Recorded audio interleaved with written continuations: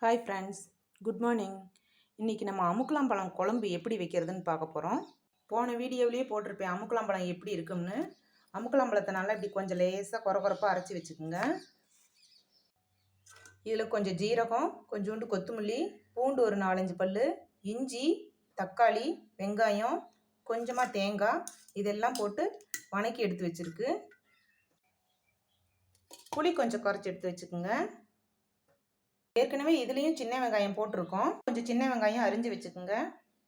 தக்காளி, வெங்காயம்லாம் வணக்கி வச்சுருக்கிறதெல்லாம் அரைச்சி எடுத்து வச்சுக்கோங்க பேஸ்ட்டாக. நல்லெண்ணெய் ஊற்றி நம்ம எடுத்து வச்சுருக்கிற இந்த அமுக்கலாம்பழத்தை பாருங்கள், 1-2 அடித்து வச்சுருக்கிறதையும் நல்லா வணக்கிக்கோங்க. எண்ணெய் கொஞ்சம் அதிகமாக ஊற்றிக்கிங்க. நல்லா ஓரளவுக்கு வெந்துருச்சு. இப்போ இதுலேயே நம்ம வெங்காயத்தையும் போட்டுக்கலாம். வெங்காயமும் தக்காளியும் போட்டு அதுவும் ஓரளவுக்கு வெந்துருச்சு. இப்போ நம்ம புளி கரைச்சி வச்சுருக்கிறதையும் வச்சுருக்கிற பேஸ்ட் எல்லாத்தையும் ஊற்றிக்கிங்க.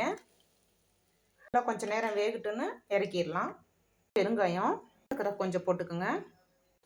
ஓகே ஃப்ரெண்ட்ஸ், அவ்வளோதான். இனிமேல் இறக்கிடலாம். நல்லா தண்ணி சுண்டிருச்சு. இந்த வீடியோ பிடிச்சிருந்ததுன்னா லைக் பண்ணுங்கள், ஷேர் பண்ணுங்கள், சப்ஸ்கிரைப் பண்ணுங்கள்.